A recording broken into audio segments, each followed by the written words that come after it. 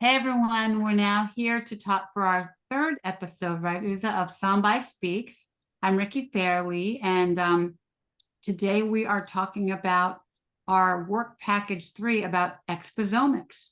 And I'm sure you don't know what that word means, so we're going to spend the next few minutes talking about what that means and what that means to our research. But again, Sambai is our research project that we're doing we're doing it now in the US, Canada, the UK, Ghana, Nigeria, South Africa, Ethiopia, and Kenya. And we are doing this 5-year global research project and really trying to understand the disparities with cancer. And we're studying breast cancer, prostate cancer, and pancreatic cancer.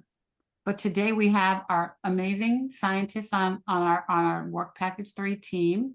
We're going to really just talk about the work that they're doing and what it's contributing to the bigger picture of the project. And this was the hardest one for me to understand just because it was so foreign to me, but they're going to break it down like we're 5-year-olds, like I love, and in words we can spell. And I'm going to let them introduce yourselves. Dr. Miller, do you want to introduce your team? So I am Gary Miller. I'm a professor at Columbia University. I'm in the Department of Environmental Health Sciences. And I do research on the exposome, which I'll explain to you, and I'll let Cam Meng introduce herself. Hi, I'm Cam Meng Chuong. I'm an executive director in Dr. Miller's Weinstein's for Research Strategy and Innovation at Columbia Mailman School of Public Health. Prior to my joining and working supporting Dr. Miller, I was a cancer biologist in training. I got a PhD in Princeton, and I study cancer actually in Epstein-Barr virus that is related to Burkitt's lymphoma and nasopharyngeal carcinoma. And subsequently, I study lung cancer early detection and biomarker. And now I'm very excited to join and support Sambai studying the important breast cancer and its etiology and disparity. Great to have you, and use some really big words, but I know it's all going to come out in the wash, and you're going to help us with that. And then we have Danielle. I'll introduce her. So on every work package team of scientists, we have a patient advocate, which is such a great thing. And actually, I'm pretty sure this is the first time that a Cancer Grand Challenge, a research study like this, has actually had patient advocates like me and Uza and Danielle involved in the biological science, in the science. And so we're so happy to be here. And so Danielle is our advocate on our team. So yes, I am a 24-year breast cancer survivor. I was diagnosed with invasive carcinoma, stage 2.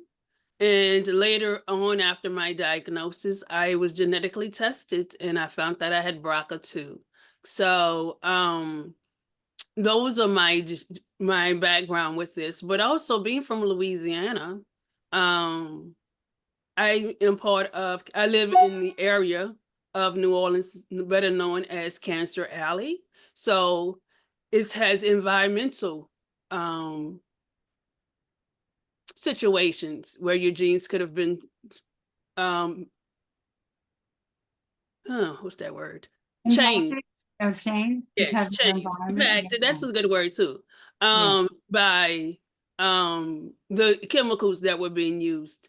And so I'm blessed to be a part of Work Package 2. I mean, I came in at a certain time when y'all needed someone to lead, to be a part of that as a patient advocate. So I feel blessed to be a part of the exposomics work.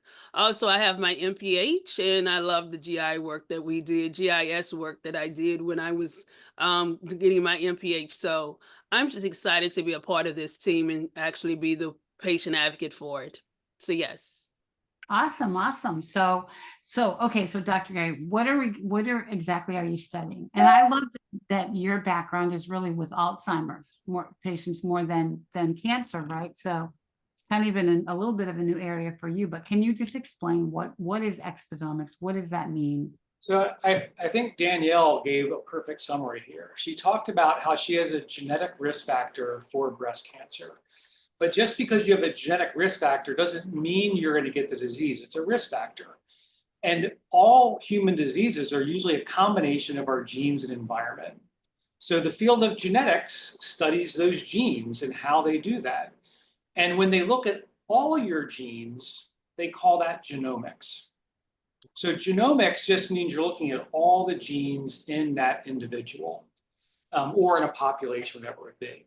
So the concept of the exposome was proposed by a very famous cancer epidemiologist, Chris Wilde, about 20 years ago when the Human Genome Project had been taking off. And he says, we had to have like an environmental complement to the genome. And he coined What's a genome? What's a genome? So the genome is all the genes in your body. Okay. That's the whole complement of that. So genomics is studying all the genes. Okay. And so he suggested this idea of having a complement to the genome, and he called it the exposome. So exposomics is like the genomics part of that. We're looking at all the environmental exposures that people face Okay. and throughout their entire life. And so the idea was to have that environmental balance to the genes. And so you might say, wow, how do you measure all those things? So let's break that down a little bit more. So environmental things that could be affecting you could be where you live, the climate, right? Or could it be like even stuff that you put on your body, like products, or like being around, to Danielle's point, being in an area where there's a lot of chemicals in the soil, or like to me, like even Flint, Michigan could be something like where the water is bad, right? Right. Right. So it's all the things that you bring into your body, whether you're drinking it through water or ingesting it through your diet or through, healthcare products like, beauty products that you put on your skin or your hair. It's all of those complex exposures. It even includes things like temperature and humidity and radiation, exposure to things like pollen, like so even allergens and things all fall into these exposures that aren't controlled just by your genes, right? The idea is these non-genetic factors that are doing this. And so the idea is that when you think about all of those things we get exposed to, we wanted to see like, how can we measure those things? So there's some things that all we can do is estimate the exposure. So for example, like the amount of sunlight you get. Well, that's something that's measurable if you had some sort of sensor on you. You could look at how much noise someone was exposed to. And then if you know where people live, like the geospatial thing that Danielle, geospatial just means you're looking at the geography in space of where you are. And if you ever seen like a map of the United States that shows the pollution, like air pollution across the United States, you can link up where people live to what these other factors are. What my research group is focused on is because many of those things we just talked about, like food preservatives or pesticides or metals you're exposed to, all these sort of small molecules, they're chemicals. They're small chemicals that are in your body. Essentially, all the things going through your blood are all small chemicals. That's what they are.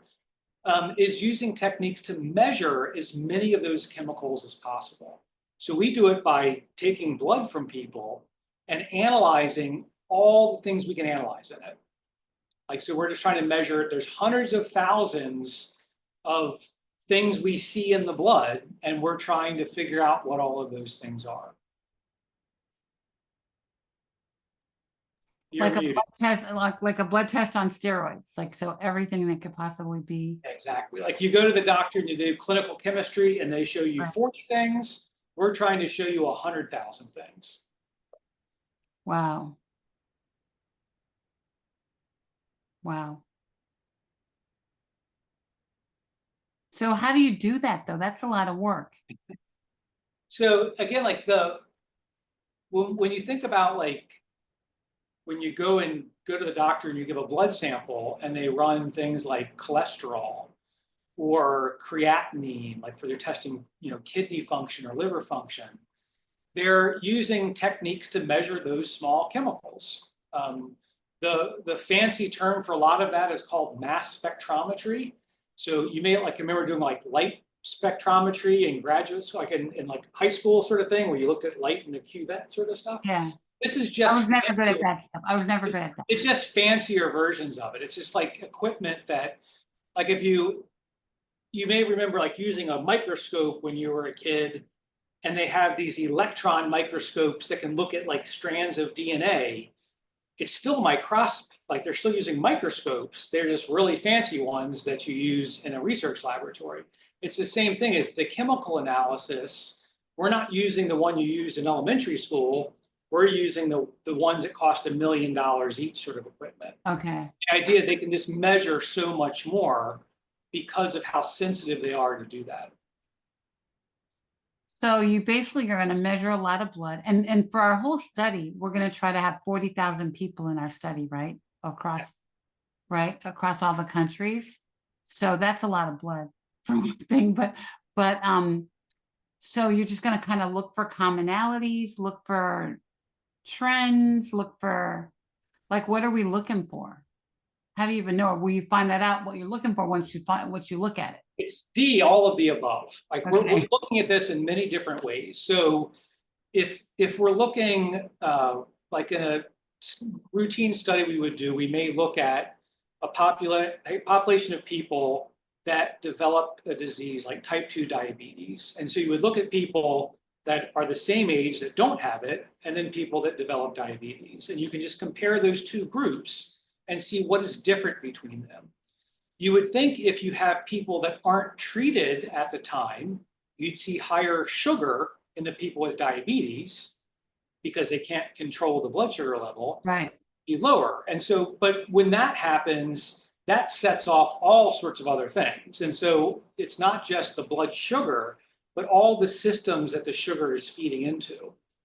And so with something like cancer is that you have, the idea is that when you think about the process of cancer, you may be exposed to some chemical that initiates the cancer, that causes the initial cells having a mutation and growing faster. And then the disease progresses in some way.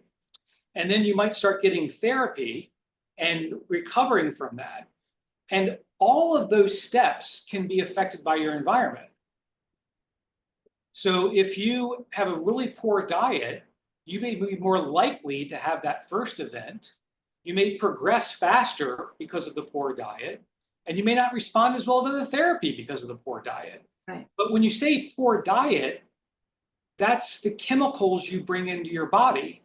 It's the combination of the good and bad chemicals. Right. And so that's what we're measuring. We can measure these chemicals. And so the idea is that we're not just saying that a person ate a poor diet and they lived close to the highway. We're measuring the chemicals that are causing the problems. So just because you're near a highway, what does that mean, right? So the idea is that there's going to be more pollution. There's going to be diesel exhaust, gasoline exhaust. There could be other things that just come off the equipment as it heats up in your car. But those chemicals, to have an effect on you, have to get in your body. And so the idea, by measuring it in people's body, we're not just estimating it from where they live, which we can also do, but we're actually measuring it in that individual. This is Wow. great because it really gives us a laser focus on Yeah. each participant in this study. And the more you know, the more you can take care of yourself. So if you really have all of those specifics on your environment, on your food, and how all those things are connected, it'll only help you take better care of yourself. So really excited about this. And I think, one of the things that we've talked about doing as we go forward is that when people make what they think are healthy changes in their lifestyle, how do you know that? How do you know you actually did that? Like, you could wait a while to say, oh, I lost some weight or my cholesterol came down. Right. But if you improve that your chemistry changes in a positive way. Yeah. And these techniques we're using, like the idea, you could say if someone undergoes something where, let's say, for example, that a factory nearby improved their pollution control, you should be able to measure that not just in the air, but actually in the people that live here nearby. In their blood. Wow. So this is like, I'm in a whole food plant-based group, and we we talk about a lot of people to mirror their diet in that way. So what you're saying is just because we're saying it basically lowers your cancer risk, you could tell in someone's body whether the cancer risk has really been lowered because of the foods that they're eating. You would, the idea of that risk going down, like if you know that these certain chemicals in your body are risk factors for cancer, yes, you could measure the reduction of those things.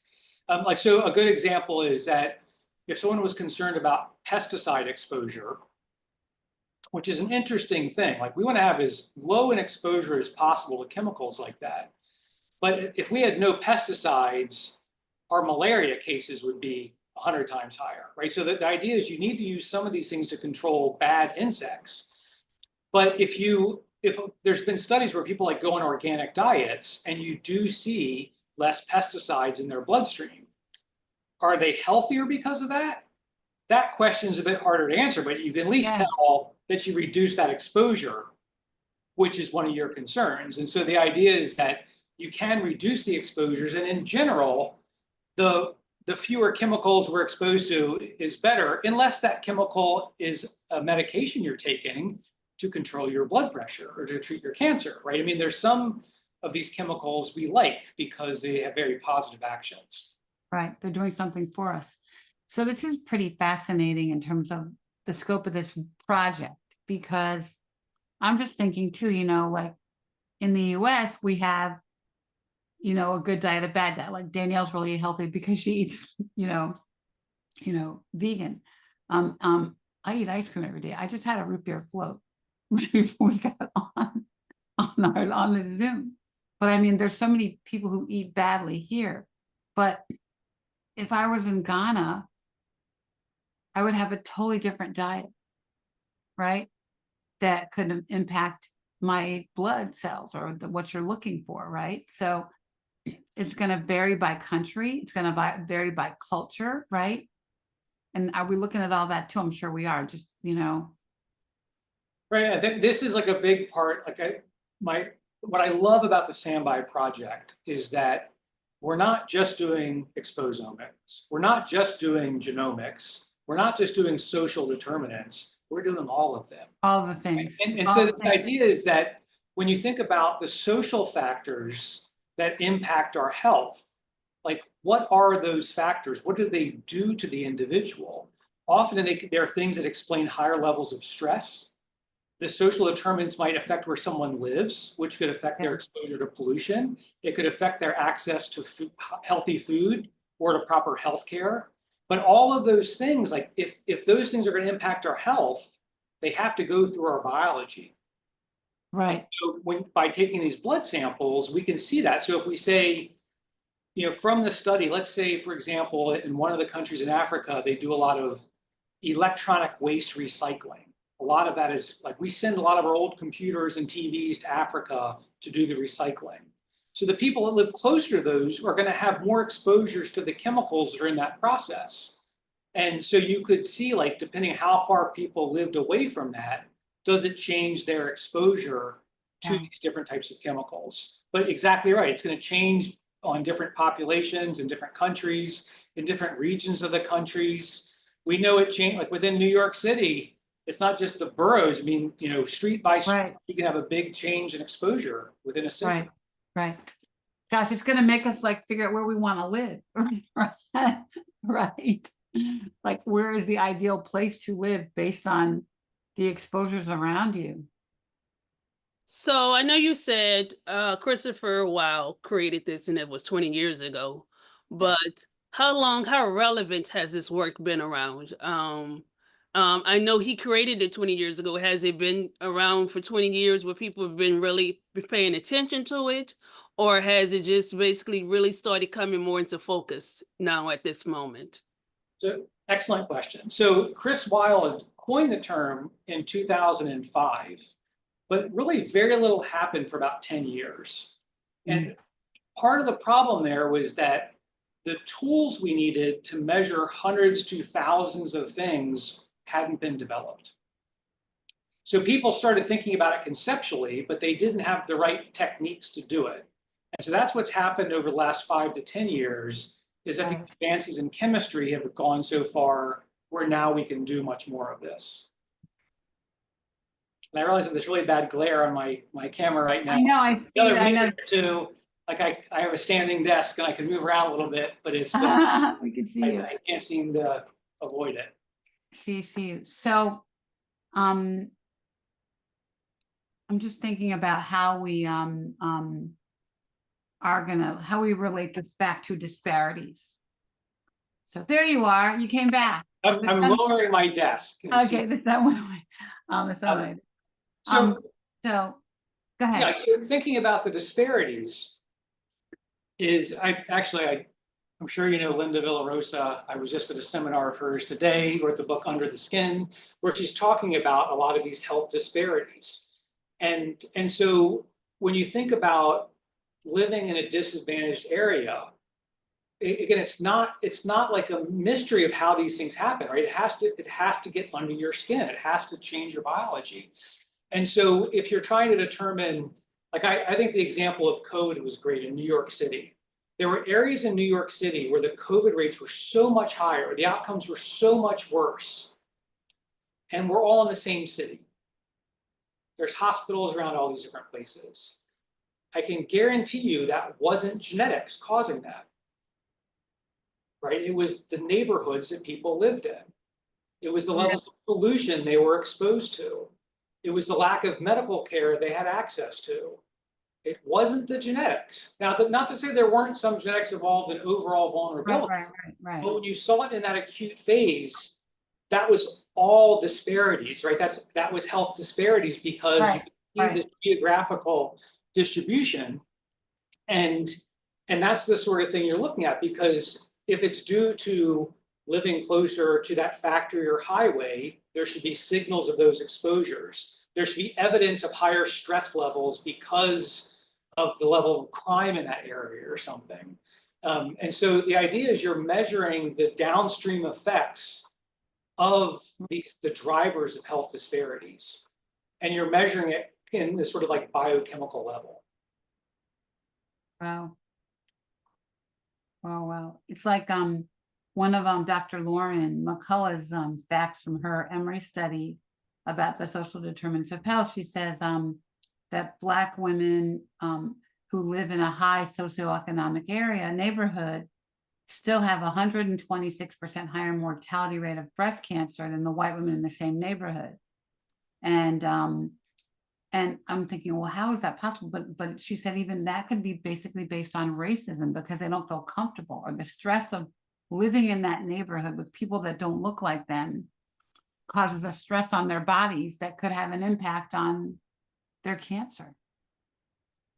Exactly. And that's like the sort of example when you see those situations where you're like, what, like they're in the same neighborhood. So you could actually demonstrate that their exposure to pollution should be the same because of the neighborhood, but how they handle it could be very different. Right.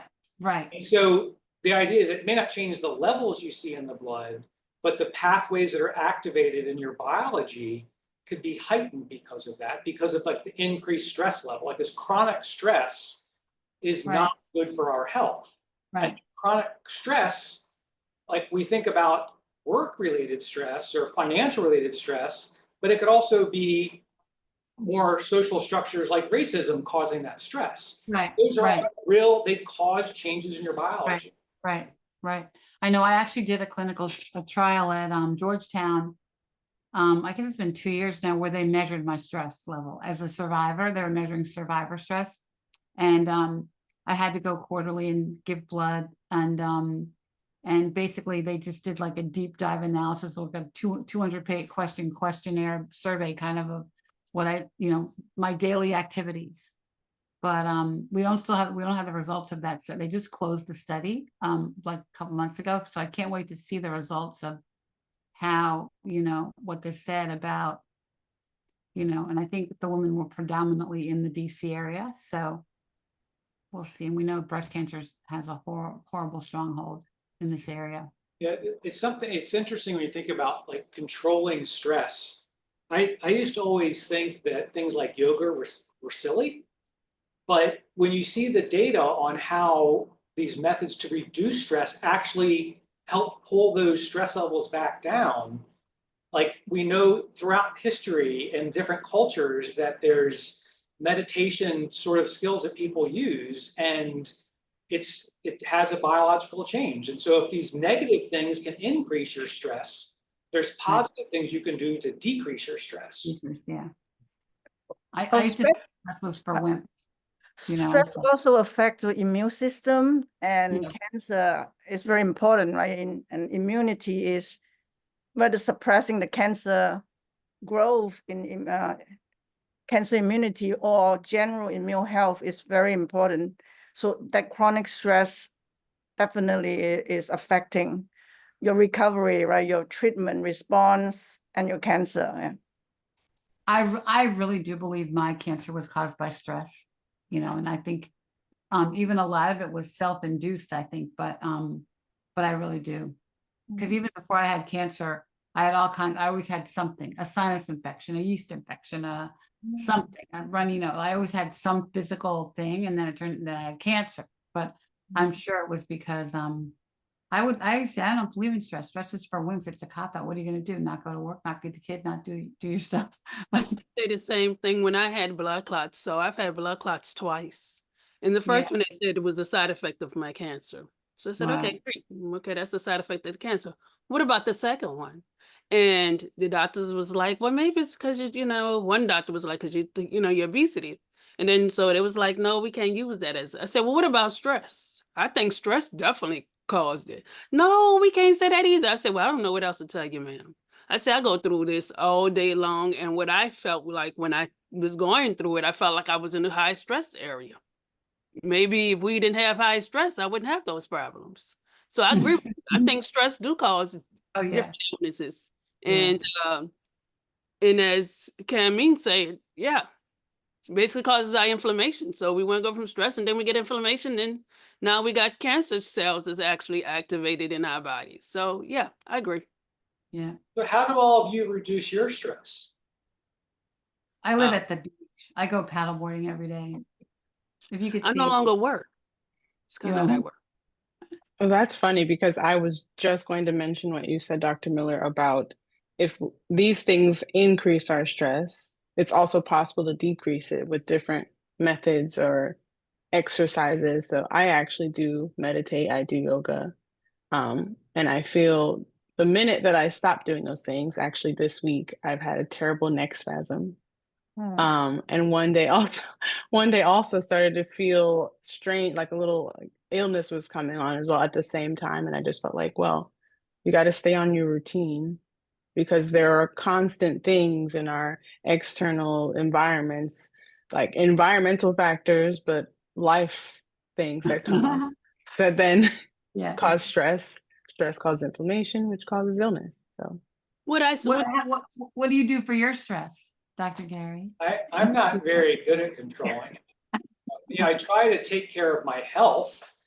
Yeah. I try to eat well and, you know, not consume alcohol too much and things. But like today was kind of funny. I was eating my oatmeal today, my healthy breakfast oatmeal at 2 p.m. That's Yeah. The first chance I had to eat. right. That sounds during like the day. So I mean, so it's you try to do some things well, but then these other factors come in, and it is. But I guess it's strange because you're like I get very caught up in my work because I think it's very important because I'm trying to help people and figure out how we prevent Yeah, diseases yeah. and things. And so sometimes like you get so caught up in the work because it's really important, but at the same time, if you get sick because you're not taking care of yourself, then you can't do your work well. So I'm always I tell my students and trainees that I want them at their top peak performance. And to do that, they have to sleep and take care of themselves and things. So like I mainly focus on those things about trying to maintain that. But I could definitely use some advice on controlling stress. so. Well, you ate oatmeal at 2 o'clock. I had a root beer float at 2 o'clock. Mhm. I still haven't had breakfast, so I understand exactly where you are. And I'm home all day. But yeah, and what I was saying is it's not that I no longer work. I no longer work in that type of field anymore. So I recognized that field was not, I was probably under more stress than the job was giving me stress, because I felt like I was overcompensating for my skills. Whether they were good or bad, I still was doing that. So sometimes I find myself doing that too. And so that can cause stress as well, because sometimes we put stress on ourselves and the job haven't even put those stress on us. So we have to learn how to I know. balance that. I know that. So All yeah. right, so let's go back to soundbite for a second. So we are, you know, because I don't even understand the stresses on people that may live in Ghana, right? I mean, that's one of the things that we're going to try to go study, and we're going to go over there just to meet people and meet, you know, we've now talked to a bunch of people in Ghana and Nigeria about breast cancer, about cancer, about prostate cancer, but still not a lot about their lifestyles and how they live and their daily stresses. And so that's one of the things we want to learn about. But I think a lot of the patients we're going to encounter are metastatic cancer patients, you know, because I think there's so many people who are diagnosed de novo in Africa. So their stresses are going to be probably about disease, you know what I mean? Even they're because of what they're struggling with. So the fact that they could be very sick cancer patients, is that going to affect our results? Would they be different from Well, somebody? yeah, I think this is where the work of Lauren's team and doing the interviews and finding that information out, you can start looking at that question. Like, so if they were Yeah. recently diagnosed and they're asking about what their concerns are, she'll be collecting data that would clearly indicate that is one of their key stressors. And then in that combination of having the biological samples by having blood from them lets you measure, you know, all of these pathways. Like, so it's like when you think about stress levels, you may have like your cortisol levels measured is one of the things you can do in a blood test. Yeah. But that actually turns on hundreds, if not thousands of these molecules in your blood. And so we're like trying to measure all of those different things. So we see activation of stress pathways in our blood tests. And so Yeah. that's where, like, if Lauren can tell me, she's like, okay, here's the population, and these are the people that had the highest self-reported stress. These had lower self-reported stress. We can see if we see those signals in their blood. Yeah, you can match them up. Okay, interesting. Very cool. And maybe help those patients then through the study and through the findings maintain a better quality of life because of their possible metastatic diagnosis. Maybe then we can bring in, maybe there's supplements that they could be taking to help with certain things, certain side effects that maybe they're not aware of trying out. Yeah. So Kameng, you're doing a lot of this work with Dr. Miller, Dr. Gary. What's your typical day like? What'd you do today before you came on this Zoom? Just interesting. Well, I support Dr. Miller not only on Sambai, but on the whole schools in the research arena, try to elevate research for public health and the public good. So I mean, I joined Dr. Miller on this project because of my cancer background, which I'm very excited to be part of. So my typical day is, I'm not as busy as Dr. Miller, trying very hard to help him to reduce his stress by doing some low He octane. needs you for that, right? I mean, Dr. Miller is so successful as a scientist and as Weinstein, so he is under tremendous stress. And well, every time I talk to you, you're in a different city, in a different country. So I'm in New York City right now. and I met your wife. I met your wife in London, and your wife came to London so she could see you because she wasn't going to see you for 2 weeks. Right? can I ask a question? I'm sorry. Go ahead. No, I was going to say that, like, I think that one thing that reduces my stress is my wife, the time I spend with her. Yeah, she's precious. That's why, like, she has a remote position, so she can travel with me, which makes the work much more enjoyable and things. That's good. Yeah, she's very precious, but she came over to like to find you. I love that. So I like to be with you. I thought that was great. Dr. Miller has a very smart and supportive wife, and that is really vital to it. And she's a wonderful person. So I was going to ask about I don't know so much about breast cancer, but I know that there's some patients have to take tamoxifen for life as a preventive. I mean, I heard also there's a lot of side effects. So Can you many talk side a little effects. about that? Yeah, so I had triple negative, so I didn't take tamoxifen. I don't know about you, Danielle, but I hear complaints about it every day. And I think for a while, the protocol was 5 years, and now they're saying 10 years because it's very common with hormone receptor positive Mhm. breast cancer, which is really the most common breast cancer, but it recurs very readily, especially in Black women. And we're just starting to see that, see that data that for me, triple negative, we don't have a drug to prevent recurrence. And the good thing about triple negative breast cancer is that they say if you make it 5 years, you're good. You're less likely to have a recurrence. Like I had a recurrence, but it was after a year.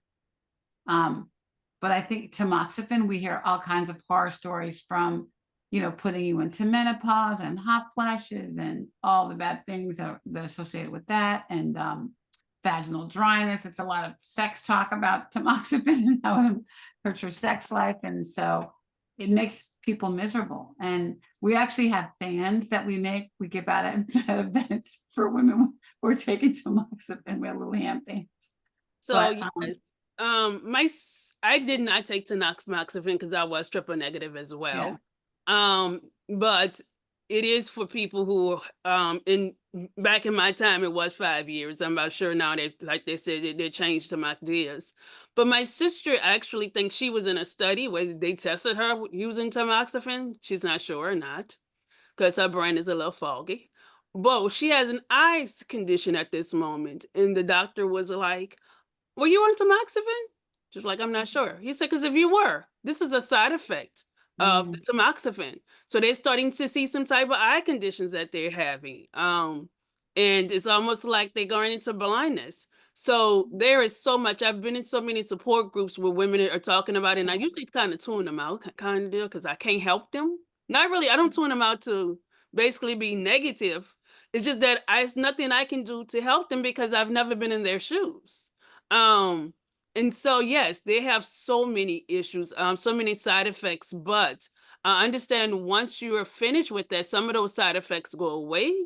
And so that helps, that tremendously helps, but there's so much stuff that people are wondering what could they do to help out with those certain side effects. So yeah, it's a lot that goes on with that. yeah, But there's not only tamoxifen, there's another aromatase, there's another one that actually helps as well. So that they actually, back when I got diagnosed in 24 years ago, it was only tamoxifen. Now they've found 2 or 3 other drugs that could actually do the same thing tamoxifen is doing. So they may we not have take that. a bunch of different drugs you can take now that are getting approved for tamoxifen. I mean, for preventative, it's a blessing to even have that. But I think that, one of the things I think Hope Sambai will identify is, how these things are going to work on the Black cancers. And I know I was with when we were at the AACR conference a few weeks ago, and Sheba was showing me a poster, and she showed me this poster of work that she's doing on triple negative, and then she showed me another thing that she like pulled out of her bag. Here's my secret.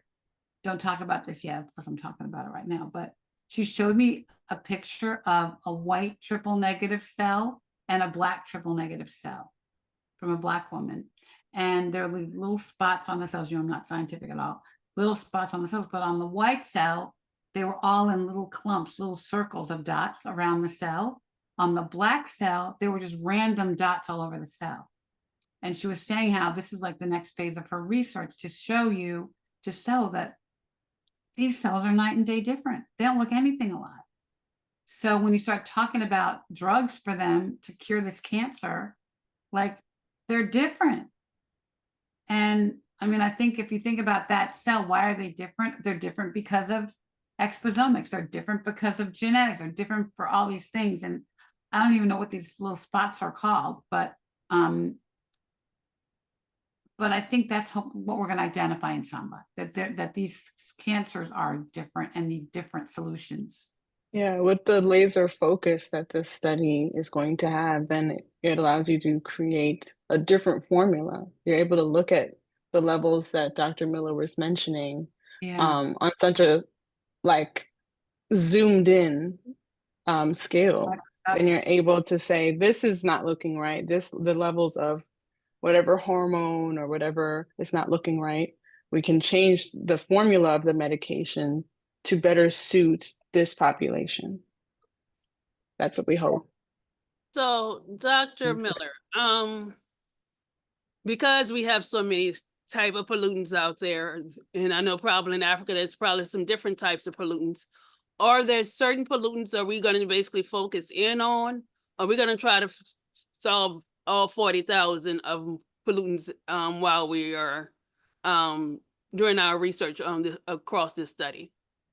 It's an excellent question. So over the last, 40 to 50 years, what we focused on are the chemicals that had some evidence were involved in causing cancer. So starting back with the people that were chimney sweeps and they got these very high exposures, to cigarette smoke, which we know has multiple carcinogens in it. But now that we've kind of removed some of those really bad actors or have at least some ways to control them, the concern is like the combined exposure to low levels of hundreds or thousands of things. So what we do with our approach in exposomics is not to focus on any particular thing. It's the idea of like looking as many as possible to see which ones have the highest correlation to the adverse outcome. So that what are the peaks that have the greatest association with the aggressive cancer? And I don't need to know exactly what it is. I just see it as a peak on my machine. But when I see that corresponding to some very bad cancer outcome, I can then go back to the laboratory and figure out what that peak is. So we are trying to take kind of a broad, unbiased view of all the things that are out there and let the connections to the cancer outcomes be the driver of which ones to focus on. You're That's casting a wide net and then kind of filtering it out from there. Yeah. Do you have any hypotheses on what you're going to see? I think, again, we do know that there are hundreds of carcinogens. There's things that promote cancer, make it more aggressive. We'll detect a lot of those. Like we'll see a lot of the things that we know. But we're not just looking for them. We're looking, for anything, yeah. I think what you'll see is some patterns of things where like individually, these individual things won't reach like a significant level. But when you see 20 or 30 of them together as that cluster, that's when you start seeing that connection. So maybe that cluster are all things that came from a factory that was nearby. And it's all from the exhaust from that factory, or it's related to diesel exhaust, or it's related to high temperature cooking, right? Like when you heat things up when you're cooking, this is like why barbecuing things isn't really healthy for you, because the high temperature creates these molecules that like to attack DNA. And so I think what it is, you're going to see more of these patterns of exposure and not just like single molecules. So all barbecuing or just when you make it black? The more heat, it's not as good. So I still like to put things on the barbecue, but I try to eat meats that are healthier, like more chicken breast and less brisket sort of thing. But whenever you have that high level of temperature, it does create, and that's part of the reason like cigarette smoking is so bad, because you're heating the tobacco and those chemicals up, and it makes them more reactive. It's also why vaping's bad, because those little metal coils are heating up those chemicals in there, and then you're pulling them into your lungs. So it's what like high temperature just tends to make molecules more reactive, and carcinogens tend to be reactive. So it doesn't matter whether I'm eating meat or whether I'm eating vegetables. It doesn't matter because they're all at high temperature. So it's the high temperature that's the problem for the most part. Well, it's the meats have things in them that are already not as good. And so if I would say if someone liked to grill vegetables, I think you're fine there. Like because eating that high vegetable diet we know is really healthy. And it's not like, oh, well, if you're grilling the vegetables, that's not healthy. No, the vegetarian diet is healthy. So it must be okay to do that. That's very different than, barbecue with, brisket and ribs and pork and all those things, because there's other components of that aren't as good. So, Okay. Right. What about grass-fed filet mignon? I don't know. So yesterday, what did I have for lunch? Hot dogs on the grill. I had this craving. I went in my backyard. I'm gonna die, right? I'm gonna get the but I definitely could eat better. But wow, this is such great information. I'm so proud to be doing this work with Melissa. It's just so awesome to, have her and she brought, I thought, such a great brain trust together to put all these pieces together. And I can't wait to see how this all sort of comes out in the wash, because I know it's going to help the state of cancer. Right. I think it's a very exciting project, and no doubt I'm honored to be part of the group here and the entire Standby group, because Melissa really assembled a great team, and it's going to be an exciting few years. It really is. So with that being said, have we started doing anything in Work Package 2 with any of the stuff that we're basically so excited to get off the ground with? We started looking at any type of cells, maybe just locally here in the United States, or we're waiting until we get to Africa? So what we've been doing is it's kind of like optimizing some of our methods for this test and getting new equipment and things.